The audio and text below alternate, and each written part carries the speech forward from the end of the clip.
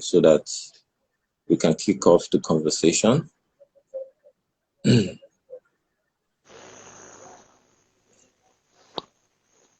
Hello, Tayo, can you hear me? Oh, yes, I can hear you loud and clear. Oh, beautiful. Right. Sorry, I had some little challenge with network here. Well, quite peculiar with where we are. So I mean, it's just to make it work as easy as possible. Yeah, it's all right. And like I told you earlier when we had a conversation, I am presently in Jos, so I'm not so conversant with the environment. So I have to try and find, just sort myself out. But yeah, I'm here now. It's nice talking to you again, Jojo.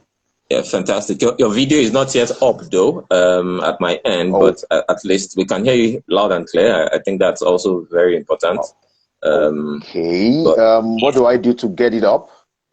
I don't think it's from your end. What I see is it's just rolling. But let's kickstart the conversation. Probably it's going to come up during the conversation. Okay. So that we can move ahead as fast as possible. So I've just been prepping our listeners, giving them background information around why we need to have conversation around electricity. All right. Okay.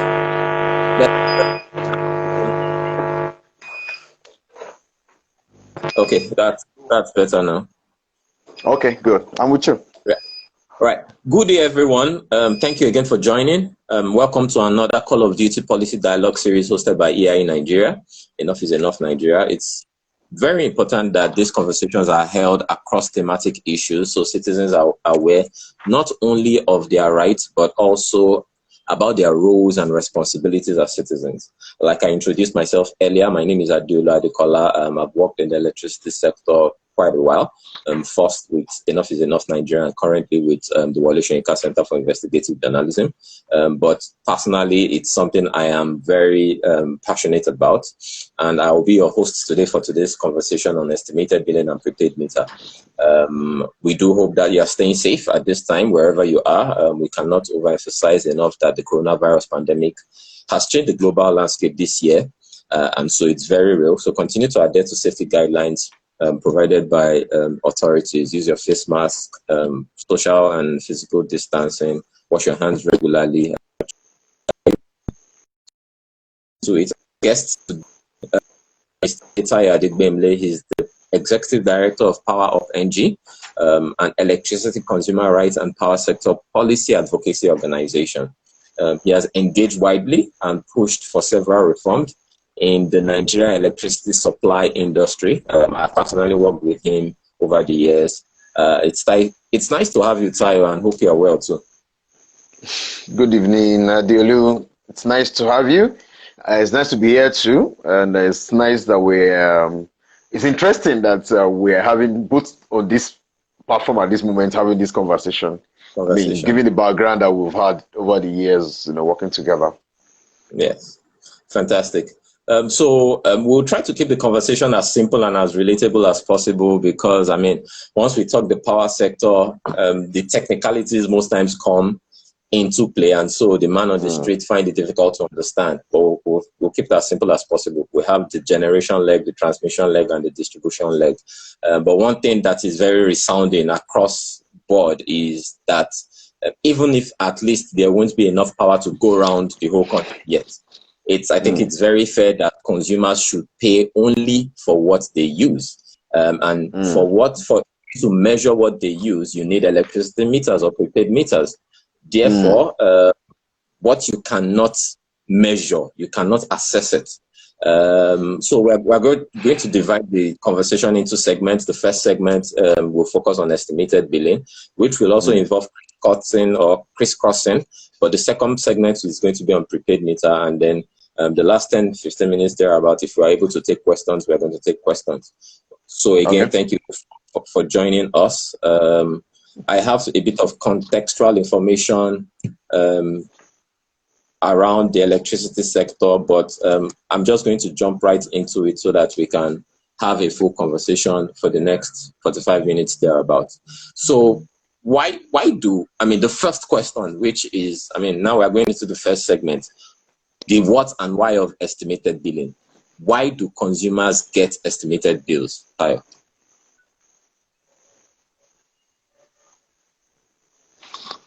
All right.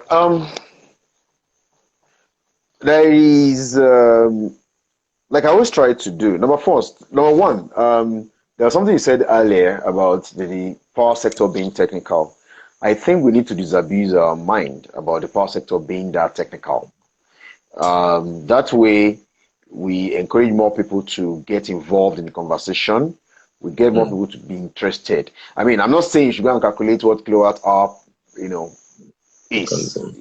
I mean, interestingly, there's a training I'm going through at the moment. There's one scholarship I got recently about training everything, and the first set of lectures was introduction into calculating how to calculate your usage, what's the difference between energy and. Are you there? I'm here. Yeah, your video is up now. We can see. Oh, okay. All right. No, it's also the first thing is let us not disabuse the minds of Nigerians about the technicality of the power sector.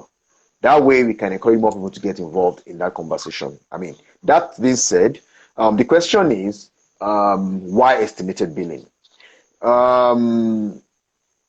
Again, there is a need for us to lay the foundation, the historical conversation, so that we can better understand why there is, I mean, where there was ever a reason where there should be an estimated billing. While in the days of NEPA, of course, everybody knows that we used to have all these electromagnetic black meters that were installed. They become read. There is a copy of the reading that they will go away with, and there's a copy of that reading that will also be left. It used to be a green card that will be left right under your meter. It used to be there all the time. Now, that was in days of NEPA. But you see, along the line, one of the major challenges that was observed with NEPA is that they were seriously under, recovering costs of the electricity. What it means is that if from generation we spend, say, 100 million naira, for instance, by the time they recoup back that investment at the end of the day, at the end of the month, they might be getting maybe 20 million. That's a serious loss. So, I mean, those were part of the issues that we had that led to privatization. Now, during the build up to the privatization, a lot of conversation that went, okay, fine. Not many houses are metered. As at the point of taking over of the private sector, right, in November 2013, the metering gap was estimated to be at 55%. What it means is that out of every 100 customers, 55 of them are unmetered. Now, that was the figure as at then, right? It's a subjective figure, but then let's just take it as, I mean, that's what was released. Now, the argument now is if 55% of consumers are unmetered as at privatization, what are the methodology or what are the ways for the private people to recoup their investment or to recoup whatever, I mean, to make their money to make their money from power sold? So one of the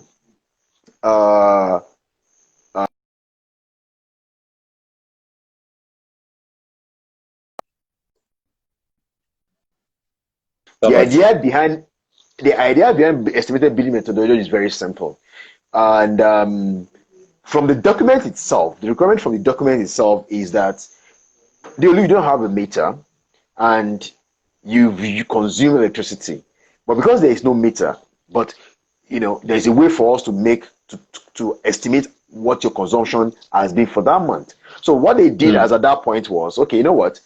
There was a mathematical calculation that they did, but you see, part of the provisions for the estimated billing then was that I can't give you estimated billing for more than 3 months at a stretch.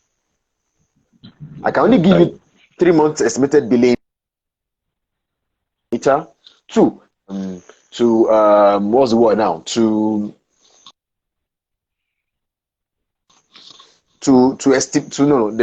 There's a technical word for it now. For them to come and do load assessment Sorry, yes, load assessment. You know, before you are given an estimated billing, a load assessment is supposed to have been taken. What it means is that a technical staff will come into your residence, look at what you have, ask questions. Okay, you use boiling ring, you use iron, you use ACs. How many ACs do you have? There is a mathematics that they use it on to give them that figure.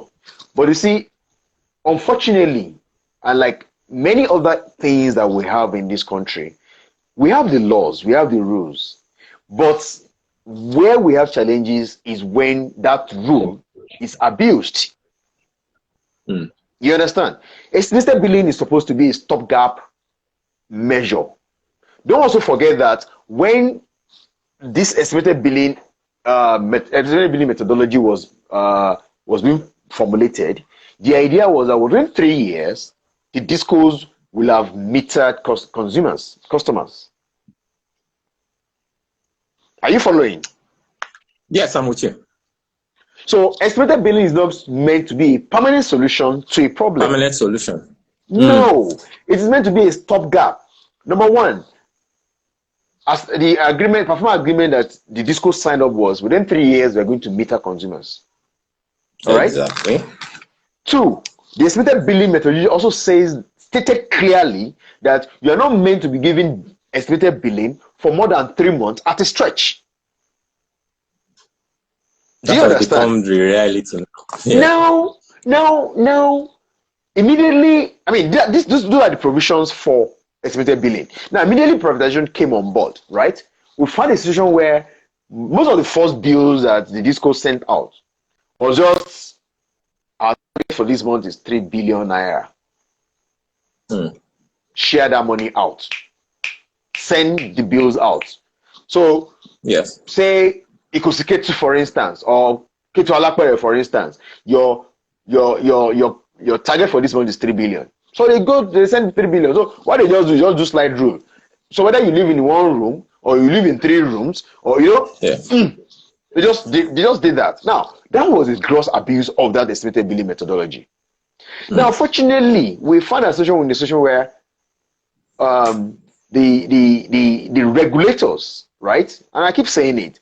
You see, when there is a football match going on, right, and the referee is turning blind eye to rough tackles from a team, right? The match ends up, with bad blood, with being rough and everything. That is what happened.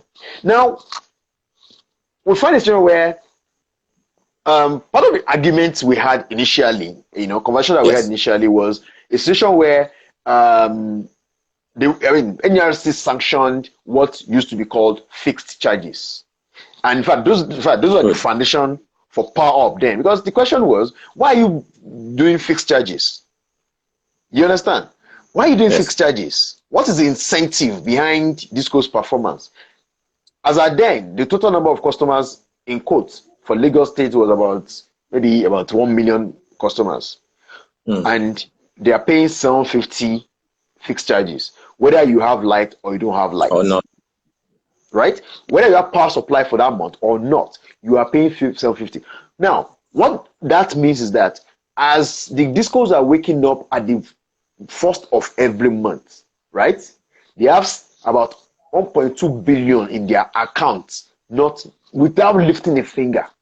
Yes, right? whether power was distributed whether they decide to go to national grid to take power or not. Yes, they have that. Now, we found a situation where part of the argument then was what was incentive for the discos to perform. Why this? So while we were focusing on even removing the fixed charges and getting people metered, we found a situation where even the NERC that was supposed to check the excesses of the discos was the person giving myriads of excuses why the discos cannot perform. They cannot do that. I mean, it's so very interesting. I mean, you've touched on. I mean, looking at the questions I had lined up to ask, you've actually touched on the metering gap, for example. And I discussed with you offline a while ago that media reports, for example, resurfaced online sometime last week where it was captured that the NERC chairman, for the purpose of context, NERC is NERC, which is the regulator, Nigeria Electricity Regulatory Commission. Yeah. They are the regulator for the electricity sector. For people who don't understand, they are like the CBN of the financial sector for the electricity sector. So in December 2018, the chairman, James Momo, disclosed that prepaid meters are going to be available to all Nigerian homes in 2020. We are in 2020. But you made some references to some data, which I would also like to just put out there. So according to a June 2020 NERC report, only 3.9 million of the registered 10.3 million subscribers in the country have prepaid meters. So that means that we have a situation where the metering gap has gone from 55% has widened. Definitely has widened. 70%. Yes, it has widened. 70% now. Oh, exactly. It has widened. So in the same light, the number of registered customers on estimated billing is put at about was put about 59.74%, which you referred to. But now it is at 62.37% by the fourth quarter of 2019. So that has even NERC itself, the regulator itself, acknowledges the fact that there is this wide gap. So the next question I'm going to ask you now, I mean, you've basically talked about, I call them the toothless bulldog, which is the regulator. But the next question I'm going to ask you now is, how are these regulations now? You've talked about the regulations, you've talked about, I mean, and even part of what has happened recently is there was also an order by NERC putting a cap on estimated billing. Again, this was done in February 2020, which means that depending on the disco you are under, that's the disco is your distribution company, and the business unit you are under, a disco cannot bill either an R1 or a C1. I mean, like I said, I don't want to be there's no technicality to it. As a consumer, you are either a commercial or a residential consumer. So R is for residential, C is for commercial. So the cap on estimated billing that was released sometime in February was for unmetered R2 and C1 customers, which meant that the discos cannot bill. I followed this because by the time that regulation was made, in fact, the next month after that, or by the time that order was made, the next month after that, I got a bill ×3 what I used to get. And so NERC then instituted an action telling consumers to send in their bills for about 2 months, March and April, which I also did. And then it came out in the news that that was in June. It came out in the news that they were writing to about 7 distribution companies asking them why they should not be penalized because they contravened that order. Following up on that order, NERC said they are still working on it. It's a gradual process. So currently, what would you say, do discos have the capacity, do discos, are all these things, are all these regulations, and for example, we have people that have instituted class action lawsuits, for example, taking the discos to court. Why are the discos not complying to all these regulations and all these orders? And what else should we be doing as a consumer to ensure that they comply? Okay, let me start from where I left off earlier. You know, I was speaking about the fixed charges and stuff. When the argument for fixed charges became very high, one of the things that NERC did then was to say, okay, Nigerians, if you don't have power supply for 15 days cumulatively, or consecutively in a month, that you should you should not pay fixed charges. But you see, like most things that NERC has been doing, to be very honest, you find out that most of the statements are always open-ended and they don't have the they are coming up. up with. Now, estimated billing has been going on for so long, and all of a sudden you woke up in February to say by March 1st, there should be cap of of estimate of billing. In fact, by that statement alone, one of the things that they have done is that the old estimated billing methodology has been repealed. Has been repealed, yes. Right? Yeah. And that with the new capping of estimated billing, what it means is that what they have done is to segment different areas per hour of supplies, and cap it by the amount of energy that they can be billed per month. But you see, like most things, you are given a regulation that you don't have any means of monitoring or following up with, right? And you are not ready. In fact, you're not ready to work with people that are in the field to help you, follow up with most of these things.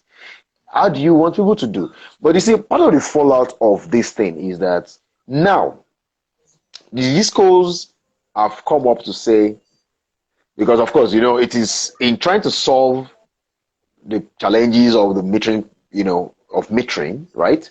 That, organizations like ours, like AIE, you two, you are very instrumental in that. I must say it, the town hall meeting that we did on channels, on channels television, Kader Ahmed, we had the conversation. Yes, it's been going on, but that was like the peak of it, where the former minister now said, wow, this is a beauty of idea, why don't you look at it?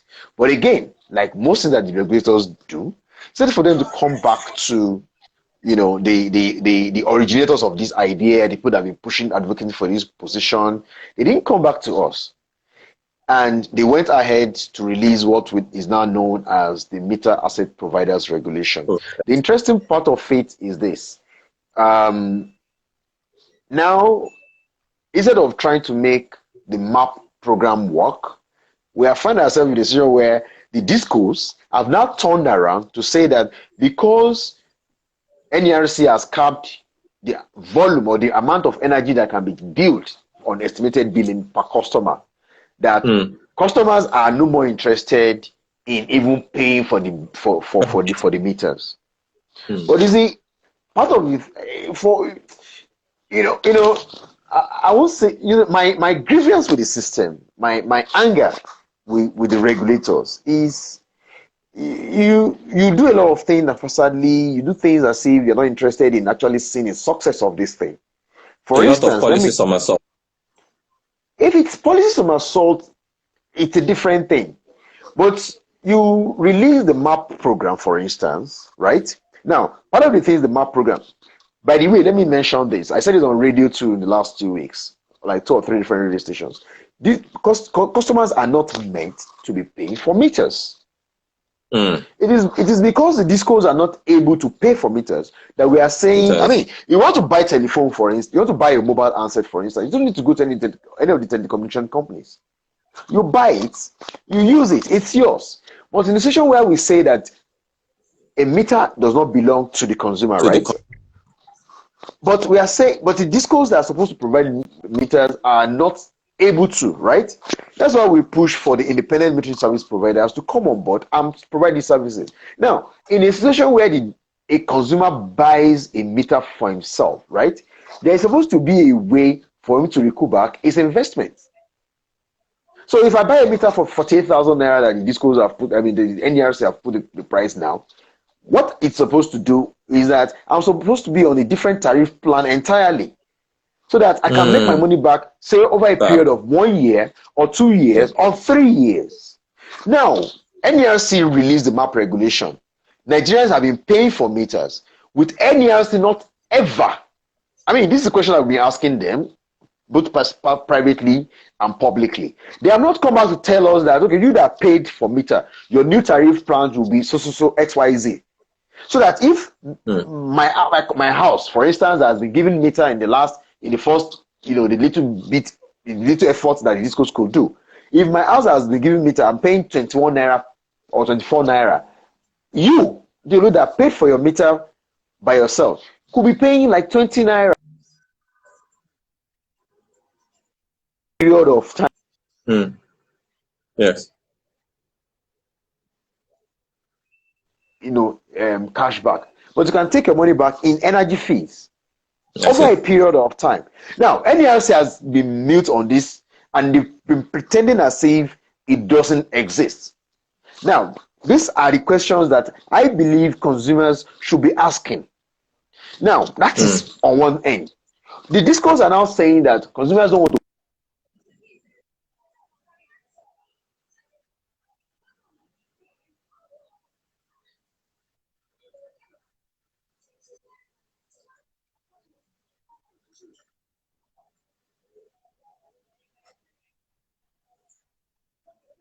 Yes.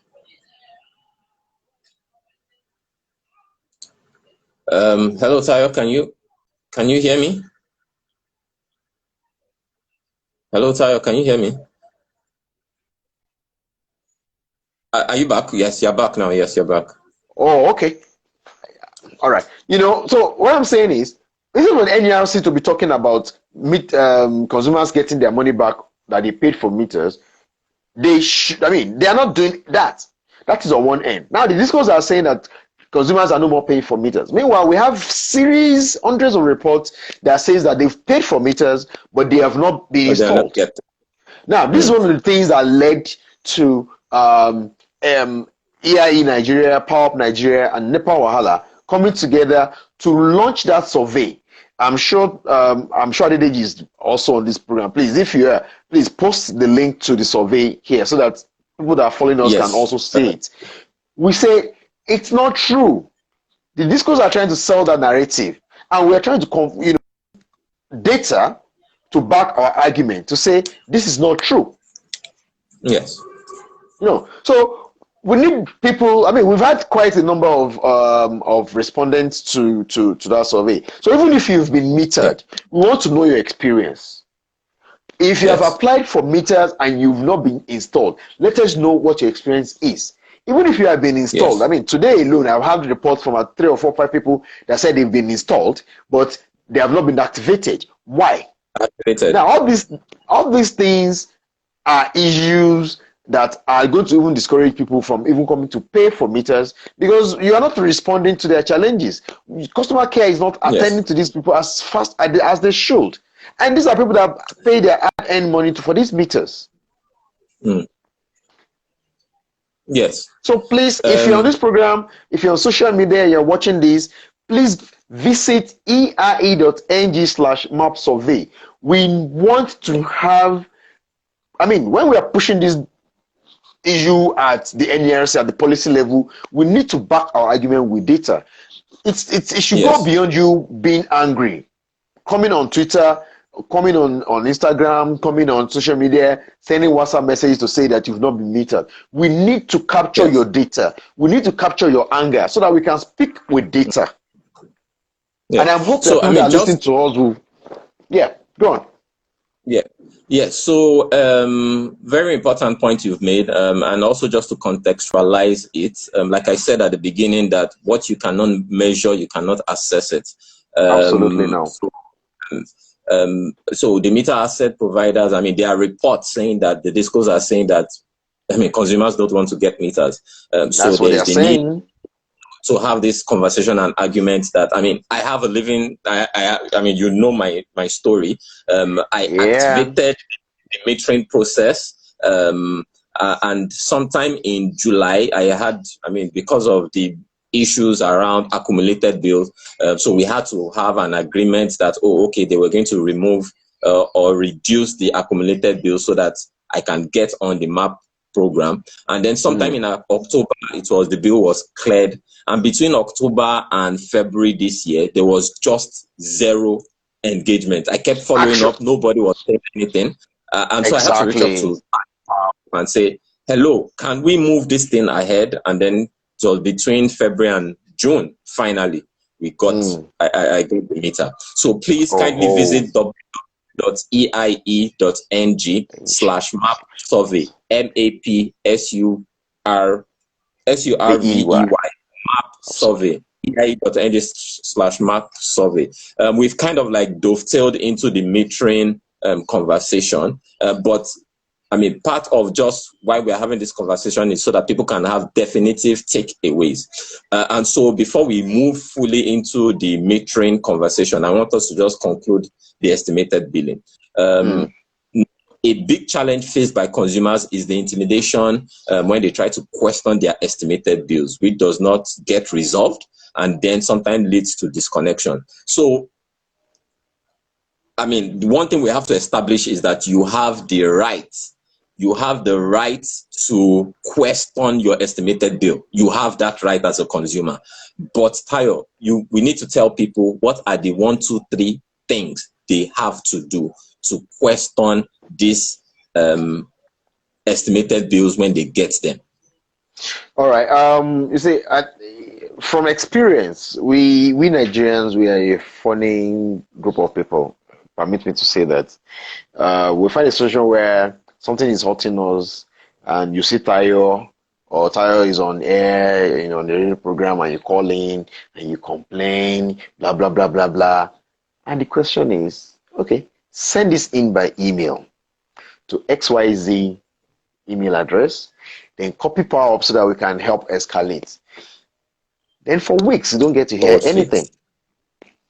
Then following week or following month, you get slammed by the same high bill. Then you come again and say, they have come again. And you be like, what about the complaint that we ask you to lodge in?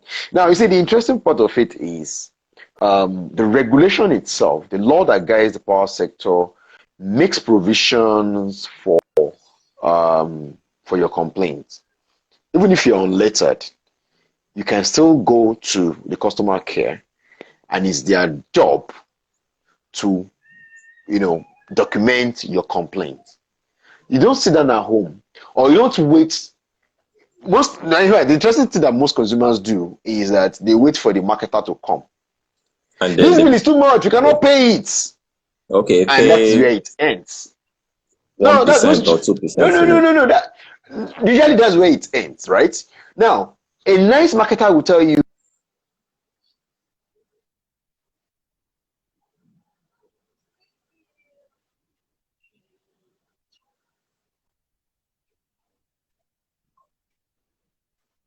why don't you go and pay your current bill? Right? The guy knows what he's supposed to tell you, right? Right. Yes. So that we can take it off officially. No, he won't do that. We'll just tell you, why don't you pay your current bill? Then we'll see what we'll do next month. The truth about it is that marketer is dealing with 101 people on your street. So the moment he leaves your house, or the moment you pay that, he is relieved, and he leaves your house, he has forgotten about you.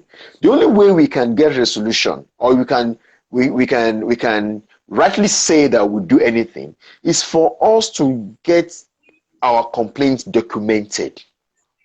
But let me also say this at this junction, that it's unfortunate that we find ourselves in a country that by default,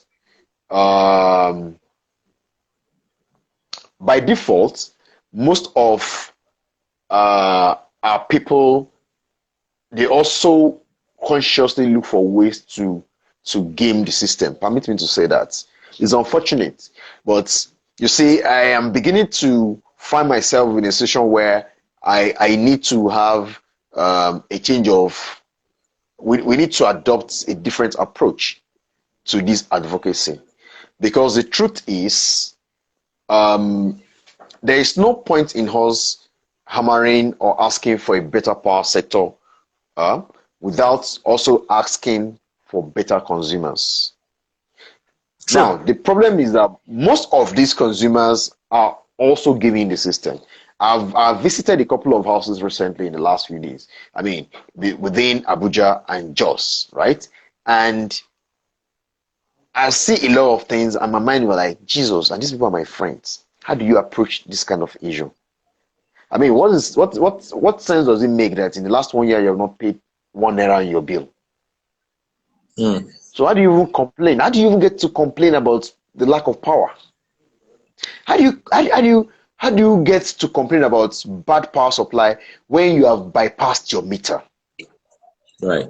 The interesting part of faith is that, well, I don't know, but the interesting part of faith is that recently, Power Up took up, in the last 1-2 weeks, we took up that thing to say, consumers, don't complain to us if you are cheating the system. Yes. Because there's no point. You should be asking for better system and also doing your bits. There's no point in complaining about high or estimated bills if you have already bypassed your meter, or if immediately they leave, the cables that leads to your AC is different from the cable that leads to the bulbs in your house. There's no point in you complaining because you are a thief. It's the good thing, like the interesting part of it is that recently, in the last couple of days, I also see that a number of the discos are also taking up the vibes. So it's good that we're asking for a better system. It's good that we're asking for meters, but please don't ask for meter when you know that as immediately they finish installing it, they're turning their back and you are bypassing that meter. You are not just stealing. You're not just stealing from the disco. You're not just stealing from the power sector. You're also stealing from Nigeria's economy as a whole. This thing has ripple effects. So please, if you have been stealing power, if you have bypassed your meter, please, I beg you, that same technician that came to bypass it, ask him to come and return it to,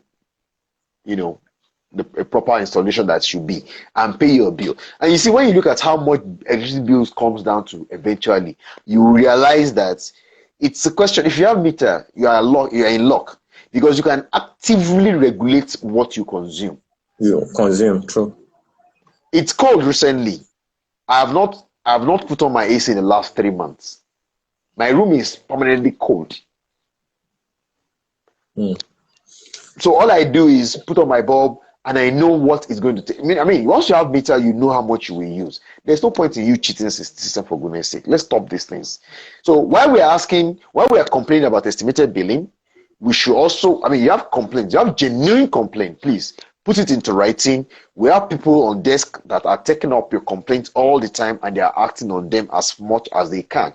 Not minding the fact that we are just NGOs, that we don't even have funds to run most of these things, most of these desks. But we are still doing our best to find solutions to the problem, challenges that consumers are having, and to continue to relate with the power sector in such a way that you can affect and influence policies and you can influence the outcome of what goes on. Yeah, thank you so very much, Tayo, for making that point. It's just like when we point fingers to politicians, so to say, that they are corrupt, and then for you to drive through on the road and you can't just wait for the traffic light to be green before you go past it, and that's where it starts. Or you're going one way.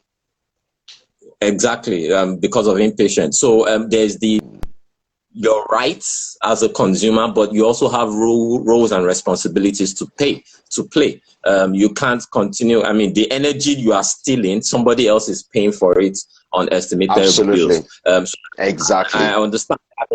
That's always what the analogy the discos say. But I shouldn't be paying for the responsibility of somebody else. So, but in the cases of you consumers being able to complain, I gave my instance about the Adeolu. Yes. Adeolu, let's be very clear about this. If we want to wait for the discos alone to solve this problem, we will be here in another 50 years. So it needs the cooperation of every one of us. And that's what I'm going to say at this point, that if you also see something, please say something. If you know that your neighbor has bypassed his meter, trust me, and you don't have meter, you are paying for the energy that he's stealing. Even if you have meter, somebody down the street, your mom that doesn't have meter, your dad that doesn't have meter is paying for that. It's a matter of fixed charge. The amount of energy that comes out from the power sector is fixed, and the amount they will make back from it is also fixed. So if you like, keep turning your eyes to your neighbor that is stealing energy, all of us are going to pay for it. So if you see something, say something. If, for instance, we now get to that point where for instance, we now get to that point where we are saying that, okay, it's even the disco's staff that are coming to do this. Please talk to us. Talk to us. We will take it up and report the case as it should. Knows what we do. So it's not as if we are pointing out anybody. Yes. So it's just a conversation around, and I remember during the town hall that was held with Channels Television, it's a whole system where everybody has to work together. But like I said earlier, I mean, I've had bouts which you can testify to of having paying crazy bills. Some people are so frustrated. But the point here, or the point that has to be made very clear, is that the process, sometimes it takes a long process. Sometimes you have to just keep going at it. So for example, when you reach out to EIA Nigeria, or NEPA Wahala or Power Up, they have desks where they help consumers to get or to take action and get out, if it's about estimated billing or metering. As the consumer, you have the responsibility to do one or two things. So you have to send an email, you have to document A, B, you have to do it as a consumer so that there's a record and there's a trail for this. So we are going to be wrapping up the conversation. If you have any questions, this is not just a me and him conversation. If you have any questions, we'll try as much as possible to take it. So this is not just a question and answer between myself and Tayo. But I would like to ask, so you've said something that in the first instance, consumers are not supposed to pay for meters. So, this conversation has established basically there's a lot of gaps in even the orders and the regulation that was made, including the map, which is supposed to bridge the gap of metering. But there was an increase recently on the cost of metering or the cost of estimated meters. Probably that's also part of the theory that is playing out why people are not so much interested. But can you speak to what the rationale is behind the increase? Is it justified? You see, it's interesting because sometimes in January, one of the projects that I was personally involved in was visiting a number of the meter manufacturing companies that we have in this country. Assessment of all the 22 companies that got the license to be MAPs, internet providers.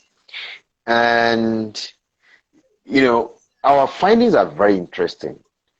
You'll be surprised. Then when I raised that issue, when Power released some of these reports, snippets into what is our findings, a lot of people came and was like, oh, really? Don't be surprised to know that we have a number of warehouses in this country that they have meters that are stocked and nobody is talking about using those meters for anything. Now, we have that. One of the warehouses actually have at today's price, the meters in those places is over 3 trillion naira. So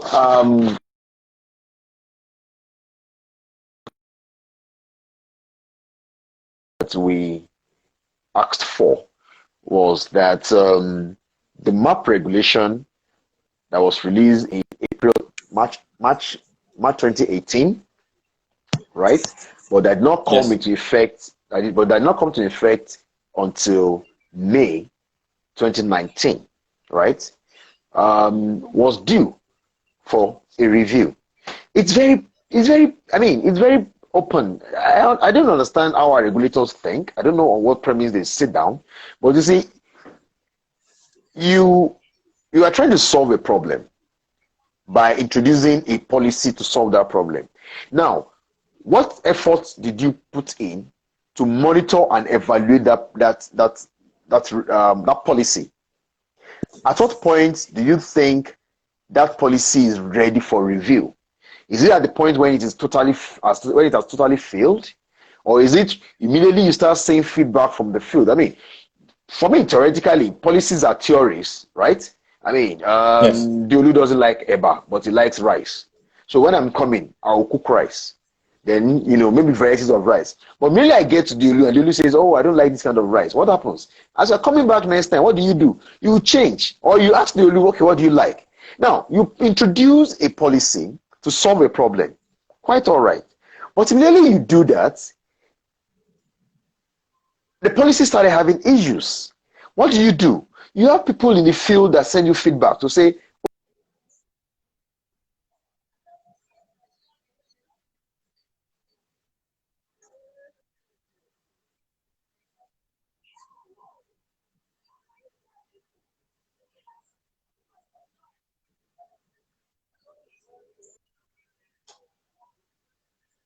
Hello, Tayo, you're breaking.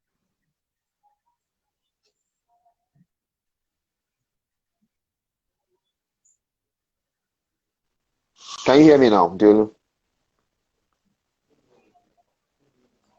Adeolu, are you with me? Yes, I can hear you now. Loud and clear. All right, good. So we're saying if those people that you've given the map license to go ahead to be maps, 22 of them cannot meet up.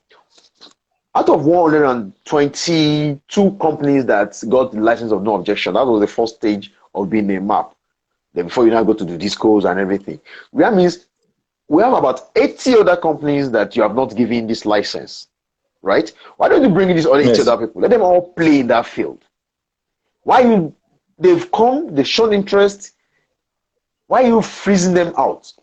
The 20 companies that you've given the go ahead to become maps, they are not able to meet up with the demands of the people, right? Demands. So those were the kind of feedback that they were given in February, March, before the lockdown started. When lockdown started, one of the issues I personally raised with the NERC commissioners and even the CEO himself, the chairman himself, was that this lockdown offers us an opportunity to look inward, to build our capacities from inside.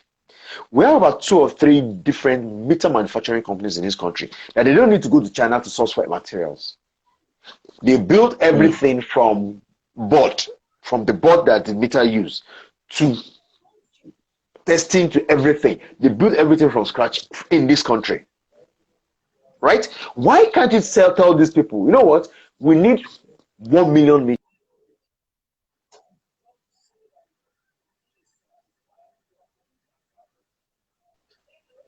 Are you there?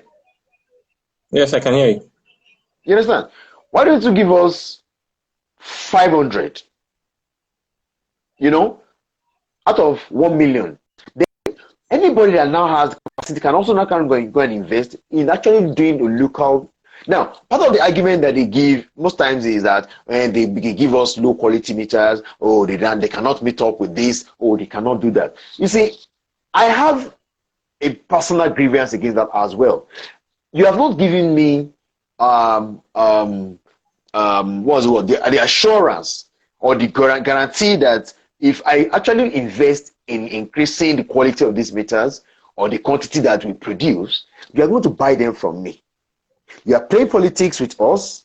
Instead for you to give us the go ahead to go and to actually saturate the market. No, you are strangling our production.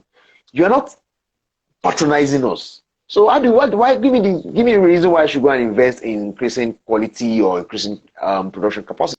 I believe we are having with local manufacturers, which the COVID-19 lockdown offers us an opportunity to actually now look inward and increase capacity from inside without having to wait to go to China. But you see, the feedback I got then was, oh, the map regulation is not ready for reviews yet. I'm now quoting one of the commissioners' direct response. No. The map regulation is not ready for reviews yet. Now, the interesting part of it is that the next thing we are going to hear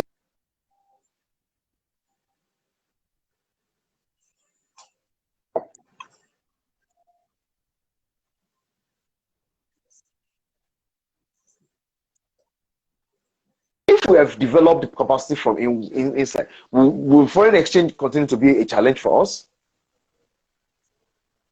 Well, it's left for NERC to tell us if they are truly interested in solving this problem. I think we should take questions. I think a lot of people are dropping comments and whatever. Are we going to take that? Yes. So I mean, there are questions. Sorry, because of time. Not much of questions, but basically comments. But we are bringing this to a close right now, gradually. And so I mean, it's just to also emphasize that I think one of the key things that have come out of this conversation, and which is what I'm going to be throwing to Power Up, which I'm going to be throwing to EIE too, is there has to be a lot of more work on advocacy around even what I mean. NERC, the regulator, has kept coming up in the conversations again and again and again. So I think that there should be a coordinated arrangement, I don't know, just to ensure that the regulator is made to behave in a responsible manner. So as we just close, where do we go from here, Tayo? What should NERC, discos, and consumers do? You have just 5 seconds thereabouts to wrap up.